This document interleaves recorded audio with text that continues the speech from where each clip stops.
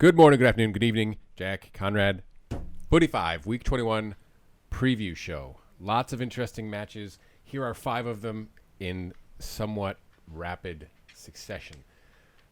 Arsenal and Man United. So Martin Odegaard maybe making his first run out for Arteta, loanee into Arsenal from Real Madrid. Emile Smith-Rowe, questionable due to fitness. But he's also said, Arteta has, that maybe those two can play in the same side. You think about the midfield that Arsenal had previously, where we were just ripping them to shreds about their inability to create anything. And now they're going to have Xhaka, Partey, great defensive cover, and then you find a way to put both Odegaard and Smith-Rowe in that midfield. Holy cow. I mean, that's just that one signing, and then using Smith-Rowe has completely transformed that club. I mean, unbelievable. And then you have United. They just want to bounce back from that bad loss against Sheffield United. Yeah. At home. Yeah. Bad news for United there. And he's got selection challenges. Ole Gunnar Solskjaer. Okay, Cavani, yeah, probably. Van de Beek, probably not. Greenwood, Fred, McTominay. We keep asking, is United this good to be number 2 in the league, or is everybody else and everything else just so chaotic that they just happen to be at the top of the league when everybody else stunk? I think it happens to be the second one. I'm very interested about this game. It's going to be a snoozer probably because we know that Arsenal are a very good defensive side. Man United are defensive in the big matches. So it's going to be less attacking than you probably would like. But I think it's interesting in terms of how are these teams going to react? Because Arsenal, very good form. Man United, great form until last game against Sheffield United. So will they bounce back? Or will this kind of be a bit of a bump in the road? You mentioned that Smith-Rowe and Odegaard are a very, very interesting combo, especially with Aubameyang out with personal reasons. His mother, I think, having some health issues. So hoping the best for him, obviously. And it's great that they're going to have some attacking options from the midfield for a refresher because Ozil, who's now gone to Fenerbahce, for sure now, he was a great servant for them, but just was not liked by Arteta, wasn't fitting in the system. And Smith-Rowe and Odegaard, although Odegaard is on loan, and he's not a permanent asset, it's great to have some young, exciting talent in that midfield. So Arsenal, I think, are glad that they're playing Man United when they do now, because if they had played them a couple matches ago, it would have been a bit more of a, we're not really informed, we're not really knowing what we're doing yet, but Pepe got a goal last time out, Xhaka's playing better, Partey is getting better fitness, you have Odegaard, and if Smith-Rowe can be fit, you have a lot of options in the attack. So a lot of reason for optimism. For Arsenal. For Man United, I think you should still be optimistic because you're very good away from home. You've gotten 26 or 40 away from home, which is a large percentage of it. And they should be confident. 65%, exactly, yeah. Because we had made fun of them for having a less percent of their points won at Old Trafford than Sheffield United do after losing to them. So I think they need to win this, Man United, if they want to have actual title aspirations. I don't think they have title aspirations, so I pick probably a draw in this one. I think a 1-1. A 0-0, something dull like that. But if I'm wrong, then I at least jinxed us into having a good game. So there is no way that I lose in this situation. I think Arsenal are going to get this. It's a 2-1 Arsenal. That's what it smells like to me. But who knows? Southampton Villa. So Southampton have just won one of their last 7 matches. Granted, it was against Liverpool, bringing Hasenhüttl to tears on the sideline. They've suffered more than their share of injury, but Hasenhüttl should have Romeu, Genepo, and Bertrand, who was on suspension, back. Dean Smith returning to the sideline after the one-match ban following his abusive and insulting language towards John Moss and the 4th official, where he effectively asked them if he was a clown. I don't know that that's insulting. Sure, abusive. I don't think so. I think that was actually what Dean Smith's reaction was. But the two clubs are level on 29. Villa ahead on goal difference, and they have the match in hand. They're a better goal-scoring team, and they concede fewer than Saints. Do you get Villa for the full 3 here? I don't know, because we talk about Southampton in a bit of a poor run of form, but Villa aren't that great either. Only 1 win in their last 5, losing to Burnley last time out 3-2, conceding 3 goals to Burnley. I mean, your defensive structure must have a few question marks now that Burnley are having success against you. So I think this is going to be another good one. I think it's going to be a bit more attacking than the one we just talked about, Arsenal and Man United. And so I'm interested where Villa go from here because they've had, obviously, the huge break in matches due to the COVID situation earlier in January. And now they're trying to kind of find their feet again after having a good win against Newcastle, a bad loss against Burnley, loss against Man City. So a lot of question marks about Villa, a lot of question marks about Southampton, how good they really are. So this is a chance for Southampton to take a bit of a leg up because they're not talked about like a Villa are, because Villa have one of the media darlings, Jack Grealish, who just looks beautiful when he plays the game. And yet, if you win the 3 points here, they'll still have a game in hand, but you'll take a 3-point edge on them. So this is a question of, I think Southampton have it in them. I think Villa have it in them. And in that case, I'm going to pick a draw again. Because I'm not really sure what to expect, and I'm just going to kind of like hedge my bet a little bit, but make a definitive statement. I'm getting better at not just saying, oh, it could be a win for Saints. Villa might win if they get more goals. Or if they have the same amount of goals after 90 minutes, then it might be a tie. I think the problem that Southampton are going to have is no Walker Peters, no Vestergaard, no Salisu, no Nathan Tella. That's a lot. And they've been that's why they've won just a 1-7, right? And I think Villa are that much better. But, yeah, they're still trying to knock off rust after not playing for 2.5 weeks or whatever it was. Chelsea up against Burnley. So Thomas Tuchel, meet Sean Dyche, and welcome to England. Tuchel wasting no time implementing his training methods, trying to see what he's got to work with. Twitter went nuts with the tiny football drills that he's got his players working on to help with close control and passing and whatnot. But breaking Burnley down, honestly, is not an easy task. Obviously, just ask Villa, who lost to them 3-2, and Liverpool 1-0. They're now 15th on 22 points. I think it's probably too much talent from Chelsea or not enough time for Tuchel's tactics to be implemented here to overcome a stubborn Dyche side. I don't know. I think it's going to be the second. I think that Burnley are in a very good run of form. 9 points in their last 5. Compare that to 5 in their last 5 for Chelsea. I think they'll have a lot of optimism, Burnley will, because they're on 2 wins. You beat the defending champions. You beat Aston Villa. Those are 2 games you were not expected to win.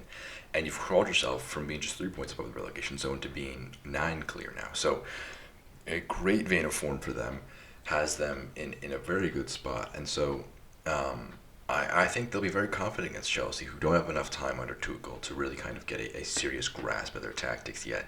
And we saw against Liverpool how difficult it was to break Burnley down and how just stubborn they really were.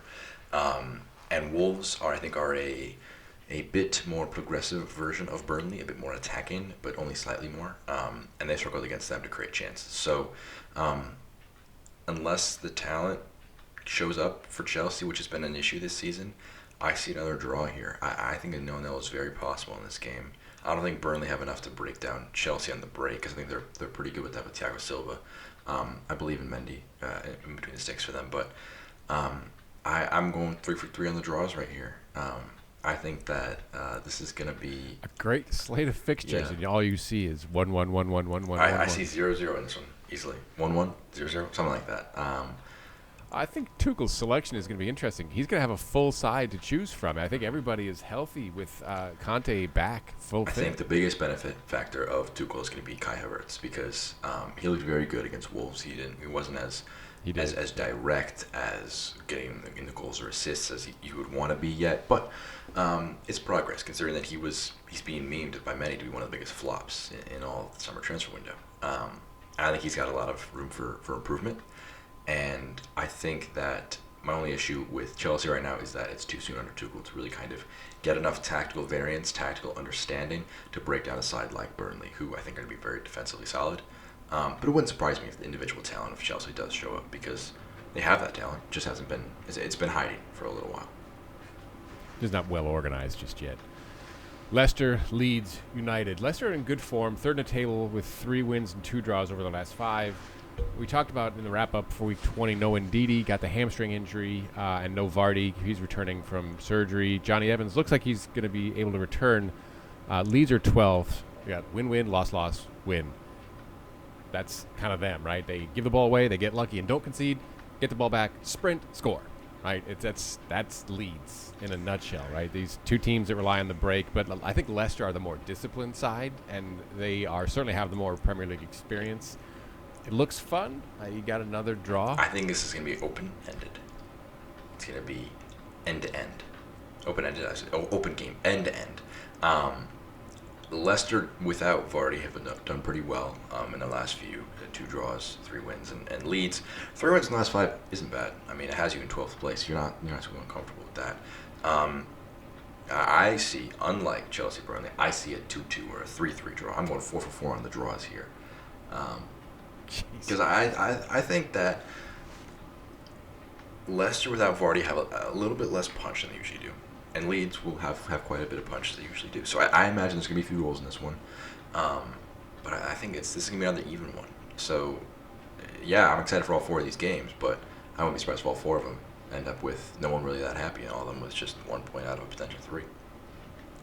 I think it's that Rafinha, Rodrigo, and then does Bamford able to do something for Leeds. He's been out of the goals the last couple of matches. Rodrigo and Rafinha have looked really, really good for Leeds.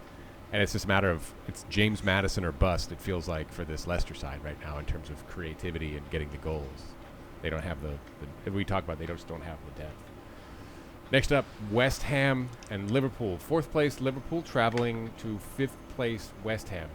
Liverpool have figured out how to score. 2 against United in the FA Cup, 3 in the win over Spurs midweek. But Fabinho and Matip are both out, which means I don't know what. You available to play center back for Liverpool? I mean, this is crazy, right? It's a total mess. So you got Henderson and Reece Williams or Nathaniel Phillips. Neither that doesn't give you a whole lot of confidence. But this is the 13th different center back combo that Klopp has had to select yet so far this season, which is crazy. West Ham can score well enough. Liverpool defense should afford them plenty of opportunities. I see this one as wide open as well. 5 goals, 6 goals. Mikel Antonio doing some great work. You think Lingard, new signing, literally just hit the wires a little bit ago, on loan for the rest of the season from Man United. He's a great addition for this club, but he's not the striker they need. Is there going to be enough scoring for West Ham in this one? I'm very interested in how this one's going to play out because I think Liverpool found a bit of a better system. Thiago at the 10, Wijnaldum at the 6. Issue is now you don't have Matip anymore because he's got an injury, the abductor. Fabinho out with, I believe it was a hamstring or a groin strain. So you don't have your center back pairing. You're probably going to play Henderson and Nat Phillips if I'm Jurgen Klopp, because I think Phillips, I think he's just a bit better than Reece Williams, who has got a lot of potential. I believe that he's got a future at the club, but he's very, very young. He was an amateur footballer until he made his debut this year for Liverpool. So I'm going 5 for 5 on the draws. I think that West Ham have got a bit more of their squad together. They're in a great run of form, and I think they're going to threaten Liverpool a little bit. I imagine a 1-1 or a 2-2 in this one. I think there's not going to be a clean sheet, but I don't see either side getting the full 3, and that'll be disappointing for Liverpool, obviously. But considering the form that West Ham are in, it's not the end of the world. But I'm going 5 for 5 on the anti-American draws, sharing of the points. I think this is a 6 goal with Liverpool getting the 4 out of it. That's why I think it's going to be just nuts. Liverpool, they have an interesting track record at this stadium. I remember Salah in the orange kit. I always remember him having good performances. It's going to be interesting, but a 3-3 maybe. We're both right. 6 goals, but it's a draw. I don't know. I just feel very tied. Just draws all over the place. Is all I see. That's, with all as many good-looking fixtures, that many draws is. As long as there's some, interesting play, it should be a fun weekend. Well, that'll do it for us. Our quick look at 5 matches in Week 21 for the Premier League. Jack Conrad, this has been the 45. Please let us know what you think in the comments. Like and subscribe as always. Please look for us on the Twitter at the 45. Take care now.